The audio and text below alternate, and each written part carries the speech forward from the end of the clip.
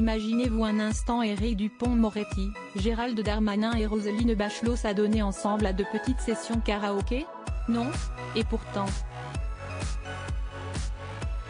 Ce vendredi 3 février dans les colonnes de Closer, l'ancienne ministre de la Culture, qui n'a pas souhaité être renouvelée au gouvernement, s'est libérée de quelques secrets auprès de nos confrères, notamment en révélant une activité surprenante qu'elle pratiquait lors des conseils des ministres en distanciel, en compagnie du ministre de l'Intérieur Gérald Darmanin et du garde des Sceaux Éric Dupond-Moretti. Les trois grandes personnalités du gouvernement aimaient s'affronter dans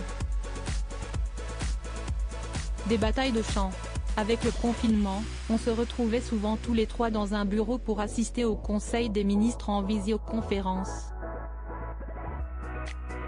Parfois, on coupait le micro, à raconter celle qui est récemment tombée sous le charme d'un jeune footballeur, avant d'expliquer que la fatigue et les nuits venaient souvent casser leur concentration. Nous étions tellement à bout qu'on se lançait dans un concours de chansons de Jacques Brel. Et à ce petit jeu autour du grand chanteur belge, le gagnant des concours n'est étonnamment pas celui auquel on pourrait penser en premier. On chantait en canon et, pour être honnête, si est-il le ministre de l'Intérieur qui gagnait à chaque fois.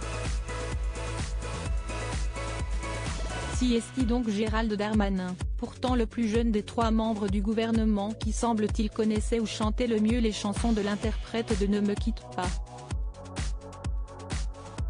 Une information surprenante quand on sait que l'ancien ministre de l'Intérieur a été comparé à un autre chanteur il y a encore quelques jours. Jean Castex, Édouard Philippe, Éric Dupond-Moretti.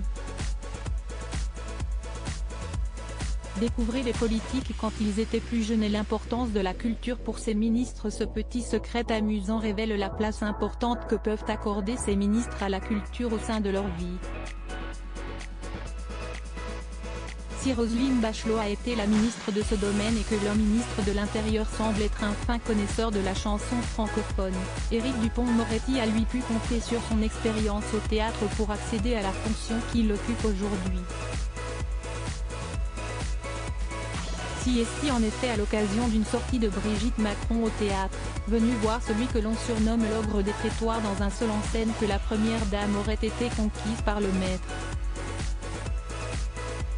Une première étape dans l'accession à la fonction de garde des Sceaux pour l'avocat, mais que Brigitte Macron a toujours nié, expliquant n'avoir pas d'influence dans la politique de son mari. Crédit photo, Stéphane Le Mouton.